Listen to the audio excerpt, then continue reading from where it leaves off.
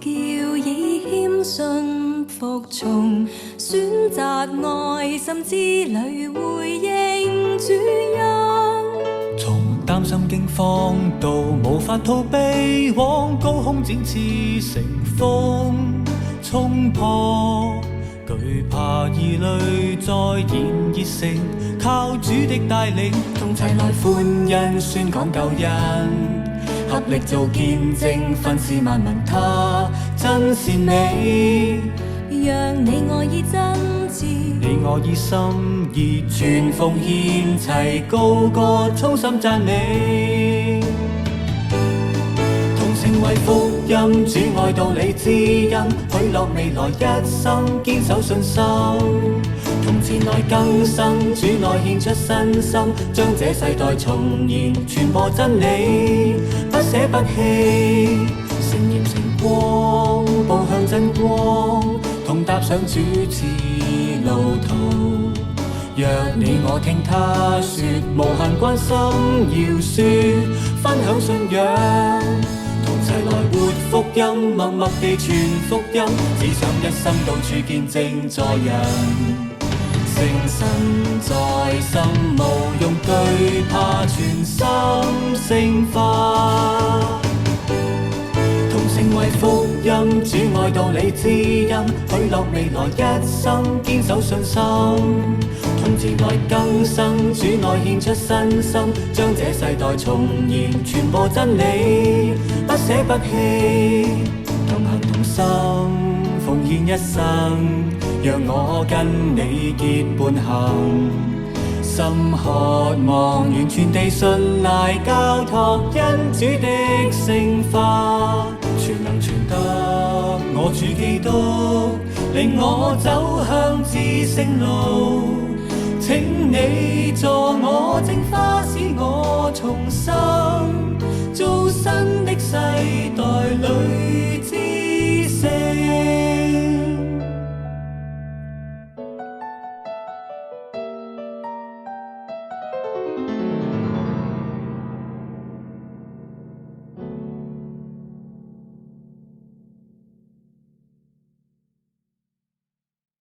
Hello everyone, welcome back to our 加西 one-on-one 加西一對一. Today we have our 2001 overall coordinator, Scholastica Au. Welcome, Schola.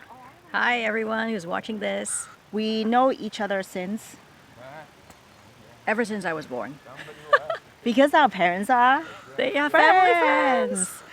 So we grew up together. Same parish then, right? Yes, it was the Yeah. same parish. We attended the same elementary school, High school. and even university. I So don't seem to be able to get rid of her, eh? We don't want to get rid of each other. We want to stick It together. is such a blessing. Totally. We would like to talk about sisterhood Yes. because God has given us this friendship even beyond regular friends. It's just like sisters. We grew up together. We went through a lot of things together in life. We love what God has placed in front of us that we can help each other to become a better person. What do you think about sisterhood? Well, I have to look back because we know each other for so long. But like we used to attend activities in the same parish. But the time that I really get to know you is actually when I was in high school. Form 1, we call it Form 1 in Hong Kong. Yep. You recruited me to the Legion of Mary at the school. That's when I started to really get to know you. Through Legion of Mary, I have met a lot of sisters. Sisterhood lasts till now. Legion of Mary has been a really big help in terms of my spiritual life. I have to say, whoever has been a legionary, you may know that it is very disciplined. For some people, they may say that it has a lot of rules. And for some people, they may say that, oh, you don't have a lot of freedom.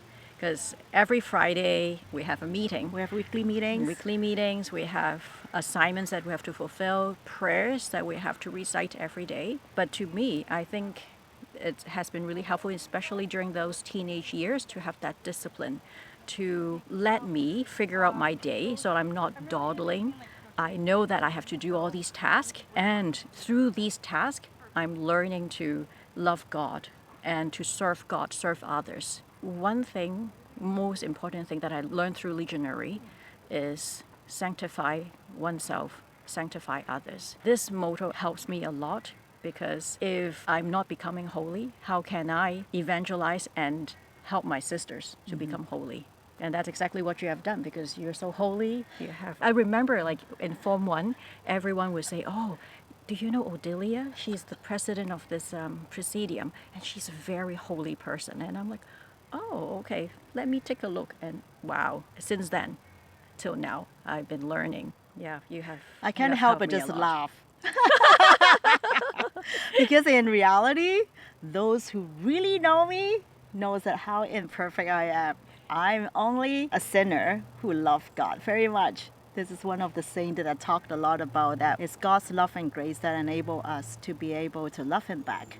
Would that be the time during your legionary days that you first encountered God personally? Yes, definitely.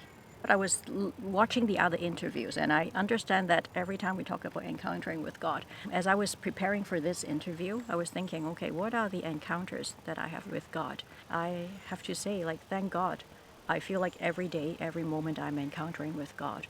But especially from that Legion of Mary, that training, that years of training and discipline, I think that helps me in developing myself to who I am right now. If I hadn't been in Legion of Mary, if I hadn't had that training, I don't think I would be a Catholic. What we talk about is the external order that helped to strengthen your interior life so that you can contemplate the presence of God, to have this moment by moment encounter with God. Yeah. And even now, like during the day, I would have set times to pray. Lunchtime, I would pray this prayer. It's almost like a baby feeding. Every 2 hours, a baby needs a feed. For me, every 2 hours, I have to be in connection with God. I want to pray. I want to talk to God every 2 hours. This is great. By loving God, we learn how to love others too. That's another thing that I have learned through Legion of Mary. I'm not sure, Ildi, if you remember. I don't. You don't. We used to have this activity once a year. So all the sisters of the Presidium will gather. It's a very solemn and serious meeting. And we call it Dai Sampun, which is like a big judgment. It's not really judging others, but this is just like how we translate it. But what we do is we take turns constructively criticizing each other, giving feedback to each other. And the rule is the person being criticized or given feedback, the person cannot argue back and she has to stay silent and accept those feedback. Everyone dread that annual activity, that annual meeting. I did too. But after that meeting, I think everyone just felt so relief. It's also through that activity that I have learned whenever there is feedback or criticism, that's how I could accept it. And also, if it's something that I could work on it because you want to be perfect like God. I think it is a very gracious opportunity. Definitely. Because we have this trust among the friends, among the sisters, and be able to provide honest feedback. Yeah. And the goal is not to criticize. The goal is out of love, that we want to help each other to get closer to God on this path of holiness. Now that since we have our family, we got all our feedback from our spouse or from our kids. Kids, yeah. Kids are very honest. Which is a blessing. Yep. Because they are the one that keep us in check to make sure that we are doing what we are supposed to do. Yeah, I really treasure that time when we were in our teenage years, but we are also in such a good relationship that we could criticize and accept criticism from each other. And those are really constructive. Like the legionary motto, sanctify oneself, sanctify others. That fraternal correction is very important too. Because as you grow older, as your circle of friends or like people that you work with, you may not have such a friendship or people who would be so honest in a way that they means well to you, that they will give you that kind of criticism. How about pain and suffering? We talk about in a Chinese wisdom, 人生不如意是十常八九. In an ordinary life, if 80%, 90% of life is pain and suffering, how you will deal with it and how to use it for a greater good? I have to tell a story about how I got appendicitis. After I had Sophia, so about 7 years ago, I remember during that time I was attending a retreat with you. The priest was talking about how we could elevate our suffering, offer our suffering to God, and offer that so to save souls from purgatory for reparation of sins. I always remember that and try to do it, but who would look out for suffering? Like, who would want to have suffering and pain? I had difficulty doing that, although I understand like this is important. When I had appendicitis, it was actually misdiagnosed, so I ended up being in the hospital for 4 days. In a nutshell, what happened is after the surgery, every time you eat, whatever passed through your gastrointestinal tract, there's pain. So during those 4 days in the hospital, I was on high dose pain medication. But at that time, I had a newborn baby and I have my 2 other kids at home, and Andy is kind of like going crazy, of course. So I knew I can't take that many kind of pain medication. I have to taper them off so that I could get out of the hospital. And then I remember the priest said, offer that pain. So every time after I eat, when that pain comes through my guts, I was there in the hospital by myself, right? No one is there with me. So I would just do my own personal prayer there and say, Lord, I'm offering this up to you. Please save some souls in purgatory. I'm just offering this up for you. And it worked. And I'm like, oh, I must be overthinking the whole thing about offering suffering and accepting the suffering. Because I thought, okay, there's something that I like, maybe a special prayer that I need to do. But no, it's actually, you just need to offer it and like turn your heart to God when you are suffering. He will be with you. He will go through that with you. How beautiful it is to be able to find the meaning of suffering, even though when you're in the middle of it, it is so difficult. But when you're willing to offer it up, and God just take it. Yep. How about the sorrowful mystery? Oh, yes. Even though I now understand how to offer that up, like it doesn't take like a whole ritual, I could just offer it up to God when I'm going through suffering or pain. I love praying the Holy Rosary, but there's a time in my life that I dread praying the sorrowful mystery. I think it's very close to the time that when my father passed away. It was a very painful time, and I wasn't accepting that pain. That's why I don't want to pray the sorrowful mystery. But at the same time, I was really drawn to staring, I should say, or looking at the crucifix.